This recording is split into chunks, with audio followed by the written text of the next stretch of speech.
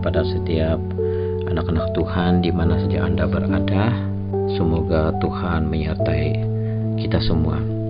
Renungan firman Tuhan pada hari ini untuk kita semua adalah mengenai iman yang mengalahkan dunia. Kita beriman yang Tuhan Yesus telah mati bagi dosa kita. Kita juga beriman bahwa kita dibebaskan daripada kematian kekal, dan kita juga beriman bahwa kita akan masuk dalam kerajaan surga.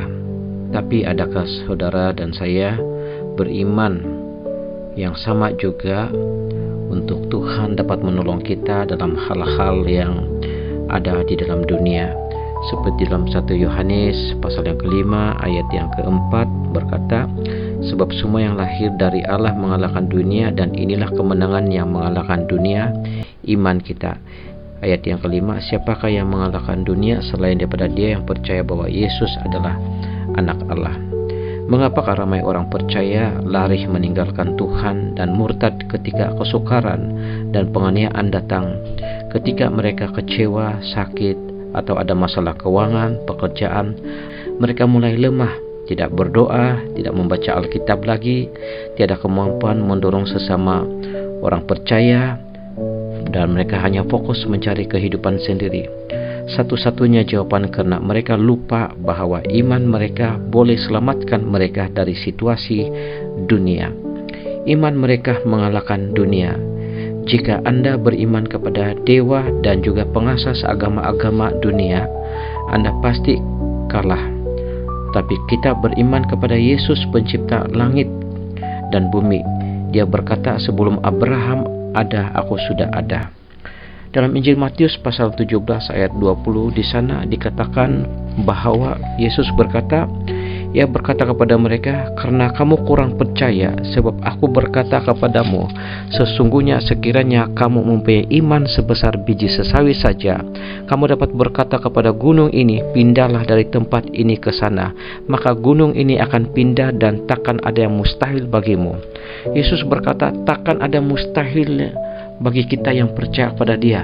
Kita boleh memerintahkan sebuah gunung itu untuk berpindah ke satu tempat, dan gunung itu akan pindah. Maksudnya di sini adalah setiap kita mempunyai gunung-gunung persoalan masing-masing. Ada gunung persoalan mengenai keuangan, penyakit, putus asa, kehilangan pekerjaan, dan macam-macam lagi.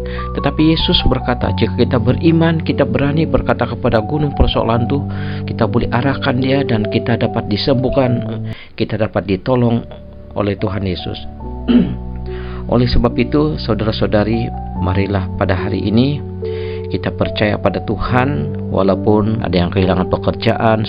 Tetapi ingat, Yesus berkata, sebelum Abraham ada, saya sudah ada. Berarti Dia bukan orang biasa.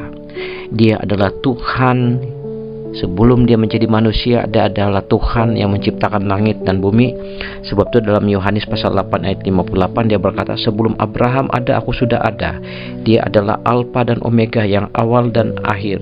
Dia adalah Firman yang telah berinkarnasi menjadi manusia, dan Dia adalah Tuhan yang hidup.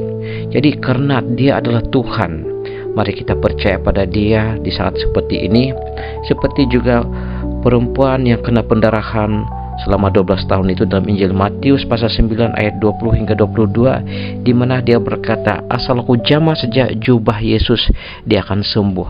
Dia hanya berdoa di hati dia dan percaya. Dia berkata, asal aku jamah, dia akan sembuh. Dan ketika dia menyentuh jubah Yesus, dia disembuhkan. Demikian juga dalam Injil Matius pasal 9 ayat 28, ada dua orang buta datang kepada Yesus, dan Yesus berkata kepada mereka, percayakah kamu bahwa aku dapat melakukannya?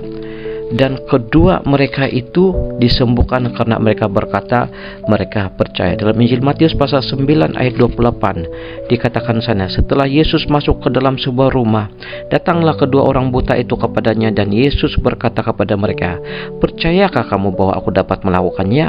Mereka menjawab, iya Tuhan, kami percaya. Lalu Yesus menjamah mata mereka sambil berkata, jadilah kepadamu menurut imanmu. Maka meleklah mata mereka, dan mereka disembuhkan. Karena apa? Yesus berkata, percayakah bahwa aku dapat melakukannya? Dan pada hari ini juga, saudara-saudari, ada banyak gunung persoalan kita. Ada satu pertanyaan Tuhan dalam hidup kita, dalam keperluan kita ini.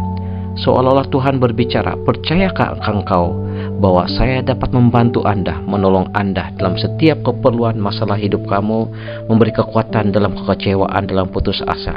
Percayakah saudara dan saya? Jika jawaban kita, saya percaya Tuhan, mari kita berdoa bersama-sama supaya di saat-saat seperti ini, negara kita mengalami krisis, Tuhan masih ada, Tuhan menyertai kita.